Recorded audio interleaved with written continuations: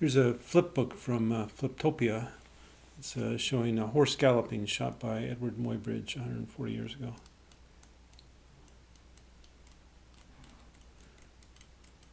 Muybridge took lots of pictures of animals in motion. Here's one of an elephant walking. He did this using a camera array and a set of tripwires. Now we're still talking about how to make video. Let's get into it. Computational Imaging.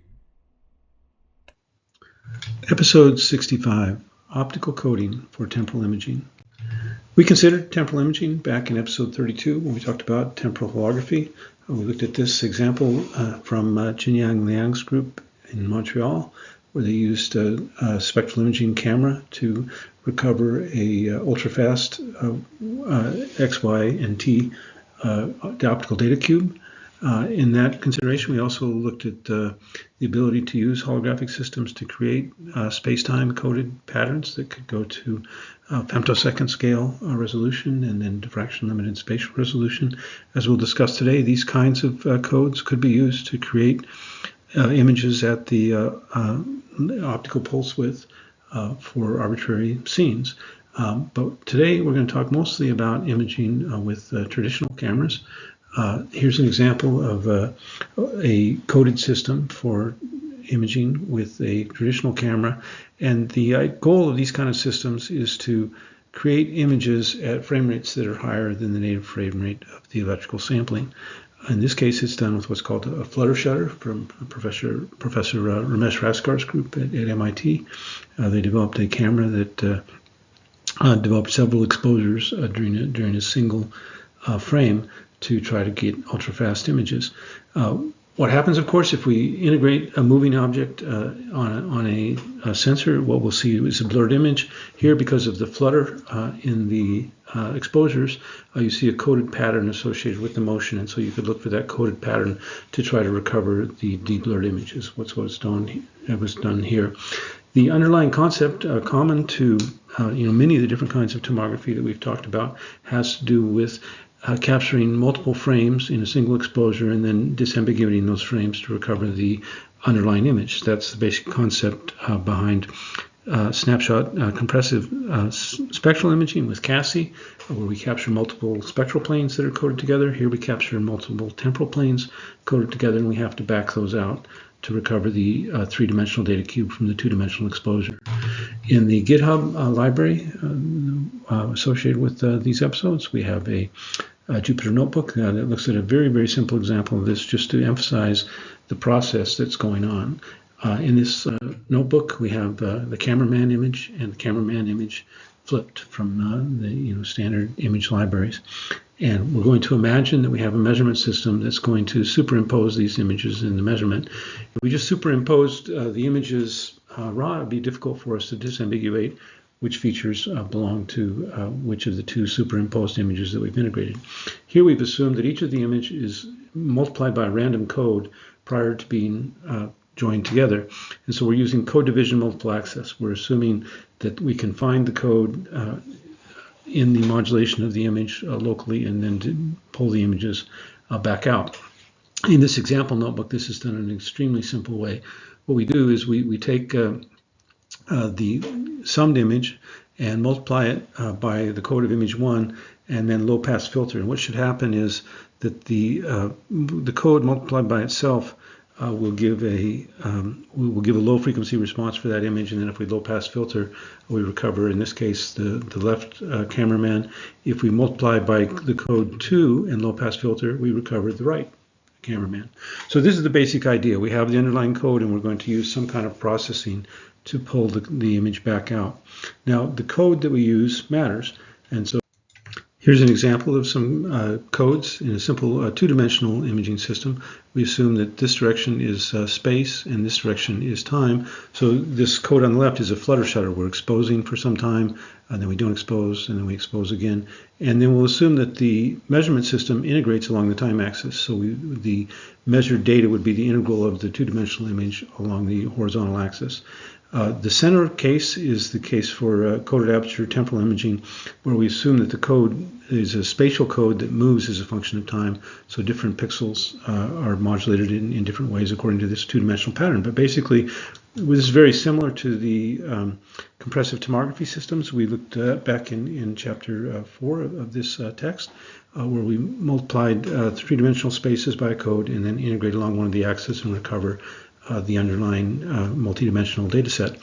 Now, this one on the right assumes that we have a different random code in each time step. So we can multiply the object by a different code in each time step. This could be done by illuminating with a sequence of codes as a function of time, looking at an object moving in space.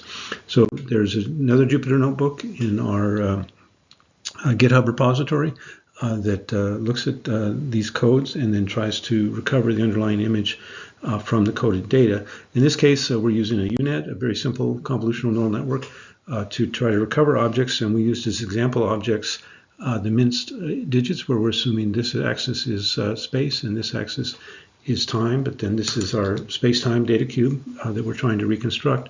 And then the different rows here correspond to different codes. The one on the bottom, this is the flutter shutter. So we've turned just globally the image on and off as a function of time and tried to recover the image. The one in the middle is cacti, the coded aperture temporal imaging, where the code is moving as a function of space. And the one at the top is the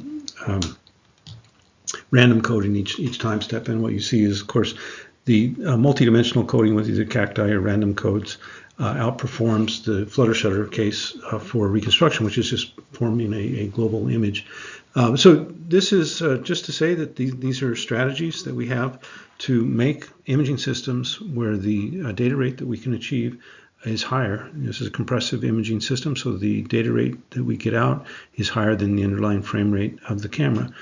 By using these kinds of coding on the receiver side or coding on the illumination. A more advanced version of this is just a simple example to allow you, the student, to explore the underlying concepts here. A more advanced case is explored in this paper from Xin Yuan's group, where he compares different binary masks and grayscale masks, and then looks at the reconstruction of a video as shown. So you have the data captured in the left column and then details of reconstructions for different coding strategies at the right, again using a neural processor. So this is optical temporal super resolution. So we can think of ways, basically we have our standard problem in computational imaging. We have to code in some way to get the data we want. We looked in the last episode at coding to get the spectral structure of an image. Here we're trying to get the temporal structure. Of course, we could imagine very similar coding systems where we try to get time and spectra at the same time, and we'll talk about an example of that in a minute. These systems all kind of date back to similar strategies to what Muybridge used in the introduction, and then was pioneered in the middle of the 20th century by work from Harold Edgerton, where he used strobe lights. And so you could imagine a sequence of strobe lights is effectively kind of a flutter shutter. Muybridge and Edgerton had to capture their images in analog form. Here, in the modern age, we have computational systems where we can create much more sophisticated codes and recover the image with much greater efficiency. An example of a modern system using structured illumination is the work from Bahram Jalali's lab at UCLA, where they take ultrafast pulses and disperse them in space, time, and spectra, and then recover the pulse. And so different events are happening in the image space as a function of spectra and time, and then that's recovered into a sequential image after going back through a fiber detector, and then the image is read out serially in an oscilloscope. One can imagine very sophisticated versions of this system where you use spatial, spectral, and temporal codes using, for example, the volume holographic coding strategies that was discussed earlier in this episode. So this is an interesting and useful strategy for doing temporal coding, and in fact, using, for example, LED arrays with structured illumination in space and time can be a very powerful tool in capturing high frame rate images, but of course normally we use electronic sampling to get video, to get time. So this episode we've talked about optical coding strategies to get temporal information. Next time let's talk about what happens with electronic coding. Here we're looking at a flutter shutter, or a rolling shutter effect from a readout, where this distortion of the propeller on an airplane occurs because the rows of the image sensor are not read out at the same time. How we manage that and what the ideal electronic sampling strategies should look like is the topic of our next episode.